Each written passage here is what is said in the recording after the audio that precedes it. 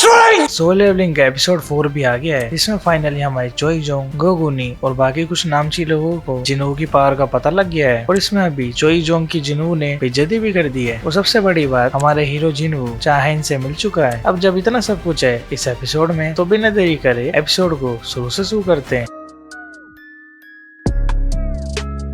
जिन्हों वुल्कन को हरा के डंजन से बाहर निकलता है, जिसमें बोलता है कि अब बस इसे एलेक्सर ऑफ लाइफ के लिए एक और आइटम चाहिए और इससे इसका लेवल भी बढ़ रहा है। और ऑफिशियली ये ई रैंक हंटर ही है, जिसकी वजह से हाई रैंक वाली रेड में ये नहीं जा सकता। इसलिए फिर अभी अपनी रैंक को वापस रीअसेसमेंट कराने का बोलता है। जिसके बाद फिर एपिसोड का इंट्रो दिखता है, जिसके फिर खत्म होते ही यून का सीन दिखता है, जिसमें सभी लोगों को देख के उसकी रैंक को देख रहा है। लेकिन फिर इसे जिन्हू दिखता है, जिसे देख के व्हाइट टाइगर गिल्ड का लीडर बाइक को जिन्हू के बारे में बताता है। आगे फिर बाइक इसे देखने के लिए इधर आ रहा है। जिसके बाद जिन्हू रीअसेसमेंट के लिए बाहर बैठा होता है। जिसके फिर साइड में एक बंदा किसी से बोल रहा होता है कि टेंशन मत ले, जब तक तू ई रैंक वाला नहीं है तब तक तेरी अच्छी खासी इससे अर्निंग हो सकती है। और अब इसमें दूसरा बंदा अपने इवेल्युएशन से डरता है। इसके बाद जिन्हू रूम में जाता है, जिसमें एक लड़की इसे बोलती है कि असेसमेंट मेथड भी सेम रीअसेसमेंट की तरह होता है और तुम्हें इस ब्लैक क्रिस्टल पे अपना हाथ रखना होगा। अब जिन्हू अपना हाथ इस क्रिस्टल पे रखता है, पर अब इस मशीन में एरर लिखा आता है, जिसमें जिन्हू को ये वापस हाथ रखने को बोलती है, पर फिर से ये मशीन एरर दिखाती है। इसके बाद ये लड़की अपने किसी को बताती है कि ये मशीन एरर दिखा रही है। तो इसमें अब ये बंदा बोलता है कि मशीन बिल्कुल ठीक है, और अगर ये एरर दिखा रही है तो इसका मतलब है जिन्हू का माना इस मशीन से भी ज्यादा है, जो कि मशीन भी ट्रैक नहीं कर पा रही। और अगर ऐसा है तो जिन्हू 10th एस रैंक हंटर है। आगे फिर वो चोई जोंग को बताता है कि एसोसिएशन टीम ने एंड के विंग से रिलेटेड चीज के लिए ऑटो स्पाई भेजा है। इसलिए फिर अब इसके बाद ये लोग किसी कंक्लूजन पे अभी तक पहुंचे नहीं है। आगे फिर चोई जोंग बोलता है, अच्छा तो तू ये बता कि व्हाइट टाइगर गिल्ड ने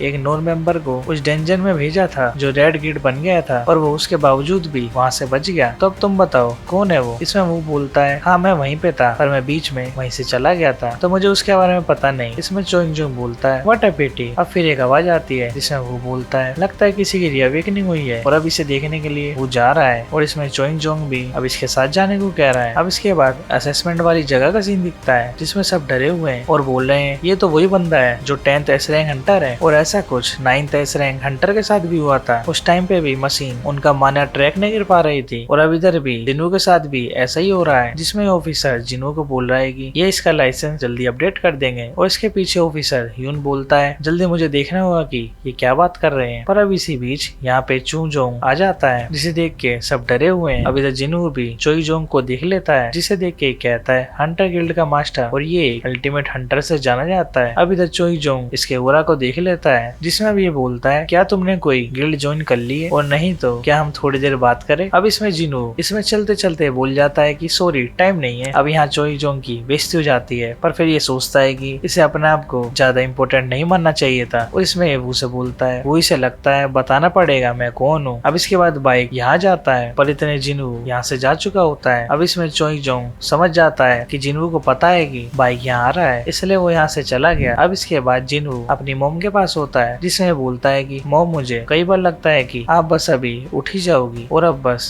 थोड़ा और वेट करो। इसके बाद जिन्हू बाहर आ जाता है, जिसमें वो इधर होता है, और ये जिन्हू से बोलता है, मेरा काम लोगों को जज करना है, पर तुमने मुझे पागल बना दिया। इसमें जिन्हू बोलता है, क्या तुम मुझ पे नजर रख रहे हो। इसमें वो बोलता है, नहीं, हमारा काम हंटर्स को कंट्रोल करना है, लेकिन हम एस रैंक वालों का कुछ नहीं कर सकते। और अब जिन्हू भी यहाँ से जाने वाला होता है, पर इतने में इधर हंटर एसोसिएशन का लीडर गो जूनी आ जाता है। जिसके बाद ये दोनों एक जगह पे बैठ के बात करते हैं। अब इसमें गो जूनी जिन्हू को बताता है कि हम तुम्हारे जैसे टैलेंटेड हंटर का वेट करते हैं, और अब इस वर्ल्ड में गवर्नमेंट के बजाय मैजिक बीच से लोगों को हंटर बचाते हैं, जिसमें गवर्नमेंट से ज्यादा अब इम्पोर्टेंट 5 बड़ी गिल्ड है, और इनमें 6th मोस्ट इम्पोर्टेंट है हंटर एसोसिएशन, क्योंकि ये हंटर्स को कंट्रोल करती है। और मोस्ट एक्सपर्ट में से वो भी ए रैंक वाला है। तो फिर इसलिए क्या जिन्हू तुम हंटर एसोसिएशन ज्वाइन करोगे, और मैं तुम्हारी अच्छी खासी पोजीशन के बारे में बात करूंगा। अब इसमें जिन्हू सोचता है, ये प्रपोजल तो बढ़िया है, और गोगुनी भी बहुत पावरफुल है, और यही फर्स्ट एस रैंक हंटर है। और सभी एसोसिएशन वाले चेयरमैन गो की बात भी सुनते हैं, और इनका ओरा मेरे करंट लेवल से मैच कर रहा है। और अगर मैं ये प्रपोजल एक्सेप्ट करता हूँ तो मेरी इसके बाद अलग ही लाइफ होगी। लेकिन अब इसके बाद भी जिन्हू इस प्रपोजल को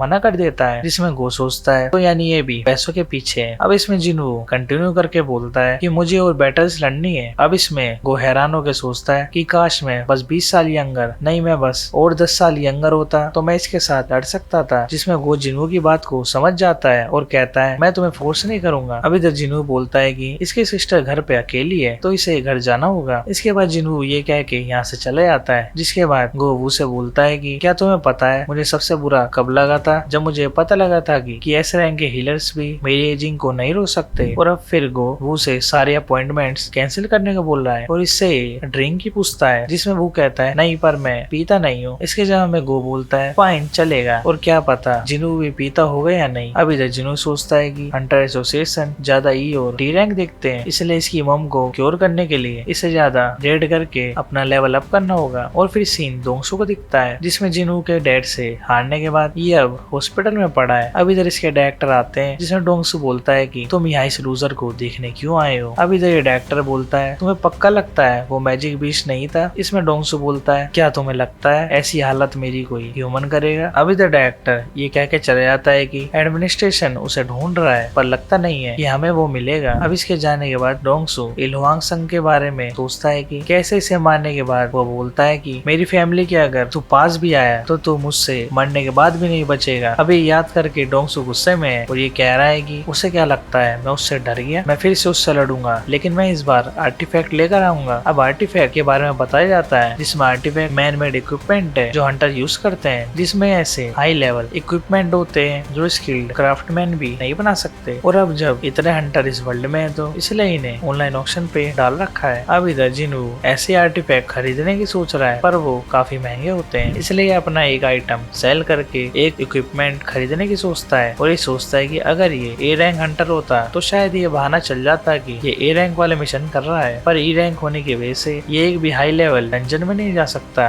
और अब जिन्हू को एक साइट दिखती है जिसमें एक गिल्ड को कुछ लोगों की जरूरत है। फिर इसके बाद सीन गो और वू को दिखता है जिसमें गो जिन्हू की फोटो को देख लेता है और ये बोलता है कि ये तो अलग अलग लग रहे हैं। अब इसके जवाब में वू कहता है हाँ हो सकता है वो फॉल्स रैंक कर है इस वजह से, और वो अभी हंटर गिल्ड के रेड में देखा गया है। जिसमें अब गो सोचता है कि उसने बोला था कि वो कैसा है, पर हंटर गिल्ड ने उसे ज्यादा पैसे दे दिए होंगे क्योंकि वैसे भी उसे अपनी मॉम और अपनी सिस्टर का भी तो ध्यान रखना है। अब इसके बाद वो बोलता है लेकिन हमारी रिपोर्ट के अकॉर्डिंग वो माइनिंग टीम में। अब इसमें गो जिन्हू को बढ़िया बंदा बोलता है। जिसके बाद सीन जिन्हू का दिखता है जिसमें जिन्हू का लीडर उसे बोलता है कि तुम कॉम्बैट टाइप वाले हो तो तुम ये काम कर दोगे। इसके बाद जिन्हू एक्सप्लेन करता है कि लार्ज स्केल रेड में एसोल टीम वाले मैजिक बीस्ट से लड़ते हैं और माइनिंग टीम वाले माना क्रिस्टल को कलेक्ट करते हैं और रिकवरी टीम वाले सारे मॉन्स्टर के कोप्स को ले जाते हैं। और अब डंजन के अंदर चोई जोंग कुछ मॉन्स्टर पे अपनी फायर फेंकता है। जिसके बाद ये टैंकर्स को बुलाता है जिसमें टैंकर्स एक शील्ड बना के वापस आने वाली फायर से बच जाते हैं। अब इसके बाद ये आगे चले जाते हैं और इसमें जिसकी नोज ज्यादा सेंसिटिव है उन्हें इन जले हुए मॉन्स्टर की स्मेल से बच के ही आगे बढ़ना होगा। अब इधर ये सब बिना बॉस को हराए इस डंजन के बाहर आ जाते हैं जिसमें जिन्हू की नजर चाहाइन पे जाती है, पर इतने में कुछ ज्यादा नोटिस करता। तभी चाहाइन का ध्यान जाता है कि कोई चोई जोंग के अलावा इधर कोई इंटेंस ओरा वाला बंदा है, पर जिन्हू इधर गायब हो जाता है जिसकी वजह से चाहाइन इसे देख नहीं पाती। आगे फिर जिन्हू बोलता है मुझे लगा नहीं था चाहाइन इतनी ज्यादा परसेप्टिव वाली होगी। आगे फिर ये सब डंजन के अंदर जाके सब माना कलेक्ट करते हैं जिसमें जिन्हू एक मैजिक शील्ड को देख के कहता है कि तो इसकी वजह से कोई बीस्ट इसके पास नहीं आएगा और इसे फील आ रही है कि इसके अंदर वुल्कन से भी बड़ा मॉन्स्टर होगा। अब कुछ साइड में लोग जिन्हू का मजाक उड़ा के कहते हैं कि ये तो ई रैंक वाला है। अब इसमें जिन्हू ध्यान नहीं देता और आगे चला जाता है, लेकिन इसके बीच में एक बड़ा सा बंदा आके इस पर चौड़ा होता है, पर फिर जिन्हू अपनी आई दिखाता है जिसे देख के वो बंदा डर जाता है। और फिर जिन्हू आगे इधर माना कलेक्ट करता है जिसमें सब जिन्हू को देख के सोचते हैं कि ये सच में ई रैंक वाला ही है ना। और अब इधर इनका लीडर सोचता है कि लगता है हमें हेवन ने इससे मिलवाया है। और अब आगे जिन्हू से बोलता है कि हे जिन्हू बहुत हो गया है, चलो अब चलो लंच करने चलते हैं। अब इधर जिन्हू बोलता है हाँ पर मैं पहले इधर ये एरिया क्लियर कर दूं। अब इधर इनका बॉस यहाँ से चले जाता है जिसके बाद जिन्हू यहाँ से भाग जाता है और कहता है कि इसके पास अब आधा घंटा है। और फिर अब ये इस डंजन के बॉस के गेट के बाहर खड़ा है और ये सोचता है कि इसके अंदर मेटस से भी ज्यादा कोई पावरफुल है और इसे ये भी लगता है कि इसको ये हराना नहीं चाहिए, पर अगर ये उसे हराता है तो इसमें हंटर गिल्ड की बेइज्जती है और इससे